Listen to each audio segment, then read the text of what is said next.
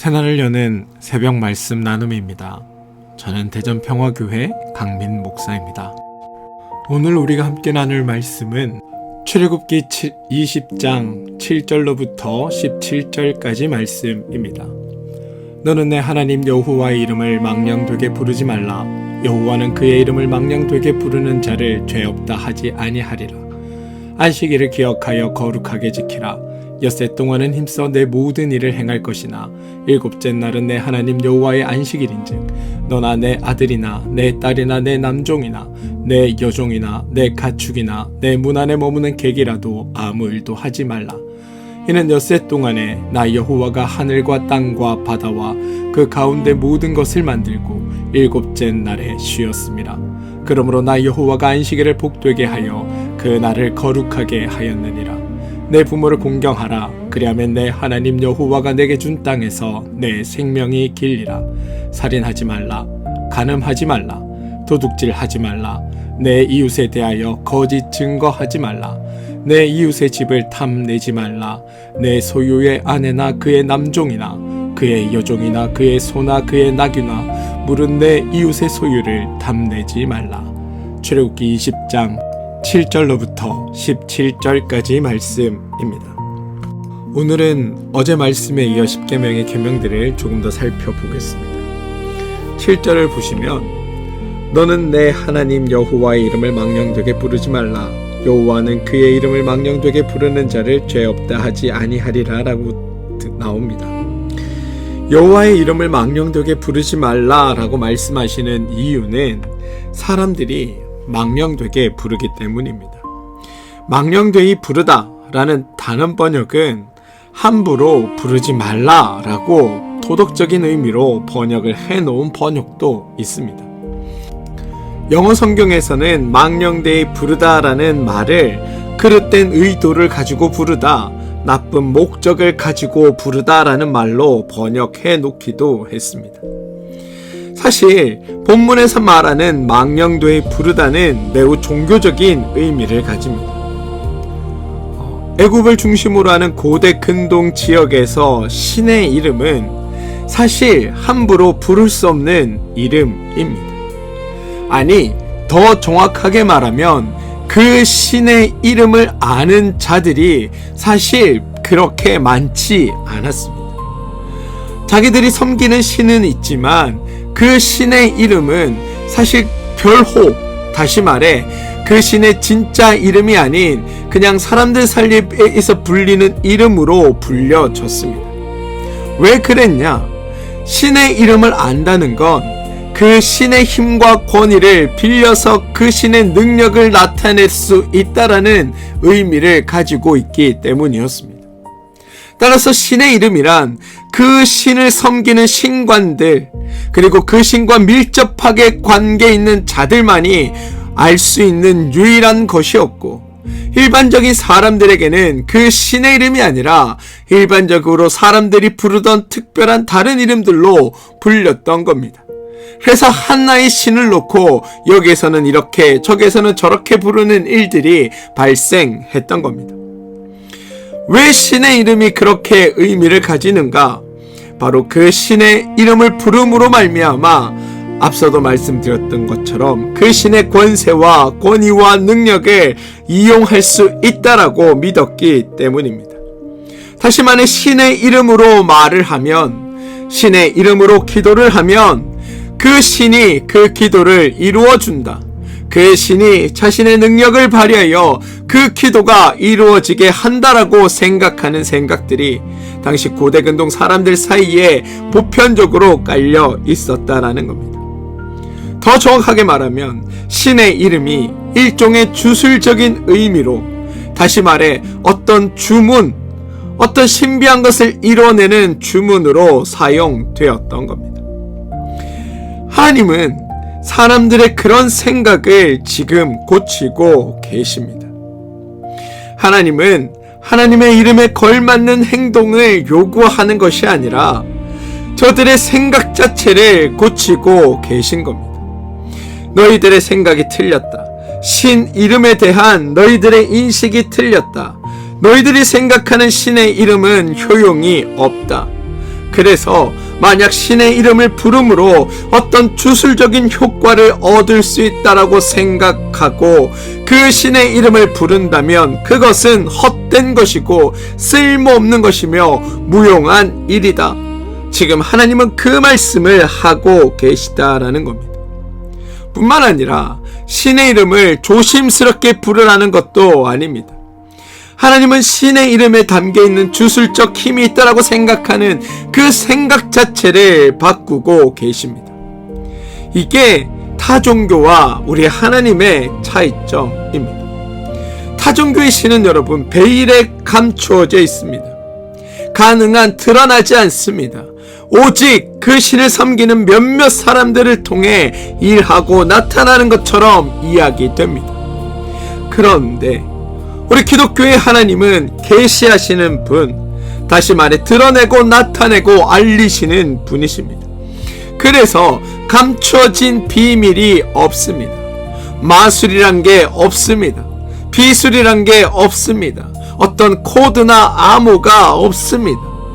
따라서 하나님의 이름을 망령되게 부를 일이 없는 겁니다. 그러니까 하나님의 이름이 어떤 주술적인 힘을 가지고 있는데 그 주술적인 힘을 끌어내기 위해 하나님의 이름을 부를 필요가 없다라는 겁니다. 왜냐하면 하나님은 우리의 필요와 우리에게 있어야 할 것들을 미리 하시고 일하시는 하나님이시기 때문입니다.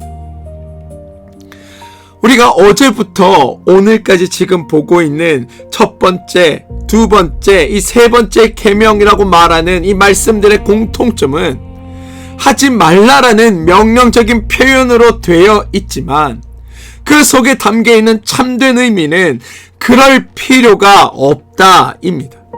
하지 마가 아니라 괜히 그럴 필요가 없어. 안 해도 돼. 이게 하나님 말씀의 의미라는 겁니다. 그거 안 해도 다 도와주고 계셔. 그거 하지 않아도 너의 삶을 살피고 계셔. 그렇게 하지 않아도 하나님이 너희들보다 먼저 앞서 일하시며 너에게 복된 것을 이루어 주시는 분이 하나님이야. 그러니 필요 없는 짓, 무익한 짓 하지 마. 이게 주님의 말씀이라는 겁니다. 모세가 하나님의 이름을 물어볼 때 하나님은 그냥 이름을 말해준 게 아니었습니다. 하나님은 신의 관념 자체를 바꾸고 계셨습니다. 그래서 애굽의 신들과 같은 족보와 계보가 없다는 의미에서 출애굽기 3장 14절 나는 스스로 있는 자다라고 선언하신 겁니다. 애굽의 신들은 전혀 하지 않는 말씀으로 출애굽기 4장 22절에 이스라엘은 내 장자라고 선언하신 겁니다.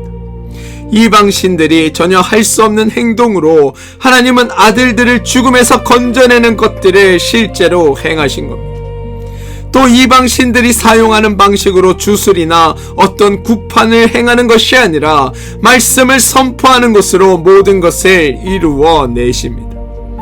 계속해서 보시면 하나님은 저들의 죄적인 방식을 깨고 어떤 이방신과도 다른 하나님을 알게 하는 방식으로 하나님은 말씀하고 일하고 계시는 것을 볼 수 있다는 겁니다.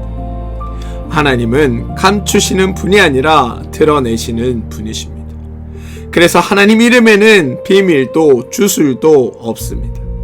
세 번째 말씀, 할 필요가 없는 것을 하지 말라. 이게 이 말씀에 담겨있는 주님의 의도입니다. 사람들은 어떤 말을 할 때든 말의 논리를 생각합니다. 이 말 다음에는 저 말이 와야 하고 저 말을 하였으니까 이번에는 이 말을 해야 한다라는 연결점을 가지고 말을 합니다. 사람도 그렇게 논리적으로 말을 하는데 하물며 하나님은 어떻겠습니까? 따라서 하나님의 말씀을 읽을 때는 차분히 앞뒤를 연결시켜 보면 그 다음에 나올 말이 또 그 다음에 나올 말이 어떤 말들인지를 예상해 볼 수 있습니다. 첫 번째 말씀이 나 외에 다른 신을 내게 두지 말라라는 것이었습니다. 사람들이 많은 신들을 옆에다 두고 그 신들이 다 나를 도와주면 좋으니까 가능한 더 많은 신을 섬겨야겠다라고 생각했기 때문입니다. 그런데 하나님은 하나님만을 두라고 말씀하십니다. 하나님의 말씀대로 하면 이스라엘에게는 신이 하나뿐입니다. 그러면 사람들에게는 그 신에 대한 집중 현상이 생깁니다. 신이 하나니까 이 신에게 무조건 잘 보여야 한다라고 생각한다는 겁니다. 그래서 두 번째 말씀이 등장하는 겁니다. 여러분, 신에게 잘 보이기 위한 행동이 무엇입니까? 바로 그 신의 형상을 만들고 그 신에게 절하고 그 신을 섬기는 것 아닙니까? 그러니 하나님은 그것도 하지 말라고 하십니다. 하나님이 먼저 알아서 필요를 다 공급해 주시겠다라고 하는 겁니다. 하나님이 먼저 알아서 필요를 다 공급해 주시겠다라고 하면 사람들은 일단 감사한 마음을 가질 겁니다. 그런데 그 다음에 신이 과연 내가 원하는 것을 줄 것인지를 궁금해하지 않겠습니까? 신이 우리에게 제공해 준다는 것은 신의 기준과 신의 입장에서 줄 것인데 나는 그 신이 주는 것보다 내가 원하는 것을 얻고 싶어 할 겁니다. 그래서 사람들은 그 신의 이름을 내가 원하는 것을 달라 하기 위해 사용하는 겁니다. 그런데 하나님은 그것도 필요 없다라고 말씀하시는 겁니다. 왜냐하면 하나님은 하나님의 필요에 의해서 하나님의 관점에서 일을 하시고 그 하나님의 필요와 하나님의 관점이란 철저히 우리를 중심에 두고 하시는 하나님의 생각에서 비롯되는 것이기에 굳이 우리가 나의 그 짧은 소견과 나의 짧은 견식으로 하나님이 이렇게 해주시길 바란다고 말할 필요가 없도록 하나님이 우리 가운데 일하신다라는 게 성경의 이야기라는 겁니다. 지금 계명의 말씀들을 하나부터 살펴보면 이렇게 이어지는 논리적인 구조로 연결되어 있습니다. 8절에서 11절 말씀을 보겠습니다. 안식일을 거룩하게 지켜라. 엿새 동안은 내 힘써 내 모든 일을 행할 것이나 일곱째 날은 내 하나님 여호와의 안식일인지 너나 내 아들이나 내 딸이나 내 남종이나 내 여종이나 내 가축이나 내 문 안에 머무는 객이라도 아무 일도 하지 말라. 이는 엿새 동안에 나 여호와가 하늘과 땅과 바다와 그 가운데 모든 것을 만들고 일곱째 날에 쉬었음이라. 그러므로 나 여호와가 안식일을 복되게 하여 그날을 거룩하게 하였느니라. 여러분, 하나님이 안식일을 기억하라라고 하시는 이유는 사람들이 자꾸만 잊어버리기 때문입니다. 사람들이 무엇을 잊어버리느냐? 바로 하나님이 계시다는 사실, 하나님이 일하신다는 사실을 잊어버리기 때문입니다. 그래서 어떻게 살아가느냐? 마치 하나님이 없는 것처럼 내가 모든 것을 다 해야만 하는 것처럼 살아갑니다. 그런데 하나님은 말씀하십니다. 너희에겐 나 여호와 하나님이 있다라는 것을 알라고. 그 하나님이 너를 위해 일하신다는 것을 기억하라고. 이게 안식일의 본질적인 의미입니다. 종종 사람들은 엿새 동안 너의 일을 하고 일곱째 날은 하나님의 일을 하는 날이기에 안식일을 지켜야 하는 것처럼 말하기도 합니다. 그런데 여러분, 이렇게 말하는 건 우리의 인간적인 관점이자 죄의 관점이고, 고대 근동이라는 시대적 배경 속에서 보면 이 말은 바로 타 종교, 이방 종교의 관점에서의 이야기들입니다. 엿새 동안은 힘써 내 모든 일을 행하고 일곱째 날은 하나님의 일을 하는 것이 아니라 도리어 아무 일도 하지 말고 쉬라고 말씀하십니다. 왜냐하면 하나님이 계시기 때문입니다. 다른 표현으로는 너희의 수고로 사는 것이 아님을 알라라는 겁니다. 그래서 본문에서는 너, 내 아들, 내 딸, 내 남종, 내 여종, 내 가축, 내 문 안에 머무는 객 등 그 누구라도 절대로 다시 말해 어떤 결과를 만들어내는 수단을 사용하지 말라라고 말하고 있는 겁니다. 그렇게 네가 일하지 않아도 하나님이 일하셔서 네가 살아간다는 것을 알라라는 겁니다. 일주일 동안 너의 힘으로 산 것이 아니라 하나님께서 너를 도우시고 너와 함께 하셨기에 그 일주일간 네가 살아갈 수 있었고, 이 7일은 너희가 아무것도 행하지 않음으로 말미암아 나의 수고가 나를 살게 하는 것이 아니라 하나님이 일하심이 나를 살게 하고 있다는 것을 깨닫고 고백하라고 하는 날이 바로 안식일입니다. 이라는 겁니다. 저는 이걸 우리가 좀 기억하게 되길 바랍니다. 그것을 알아야 우리는 온전히 하나님을 의지하며 쉴 수 있고, 그것을 알아야 우리는 온전히 안식할 수 있는 겁니다. 우리가 쉴 수 있는 건 우리를 쉬도록 하기 위해 일하시는 하나님이 계시기 때문이다.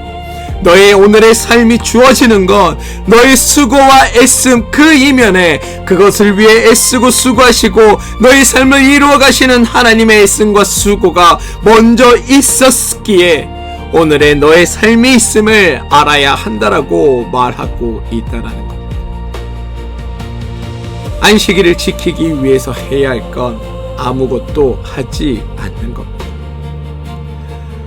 안식일은 하나님의 일을 하는 날이 아니라 하나님이 나를 위해 일하고 계시다는 것을 기억하며 이 하루를 기뻐하고 감사하며 쉬며 보내는 날임을 저는 여러분들이 좀 기억하시길 바랍니다.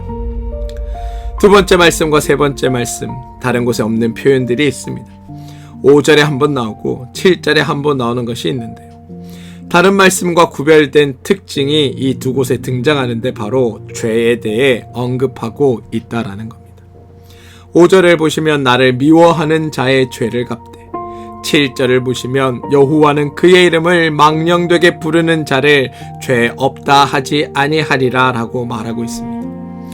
여기서 죄라는 용어의 기본적인 의미는 어떤 목표로부터 벗어남, 어떤 기준에서 벗어나는 것이 죄라는 의미입니다. 따라서 죄를 범했다라는 건 기준이 아니다, 정상이 아니다, 기본이 아니다라는 의미를 가집니다. 방향을 잘못 잡았다, 가야 할 길을 가지 않는다라는 의미를 가집니다.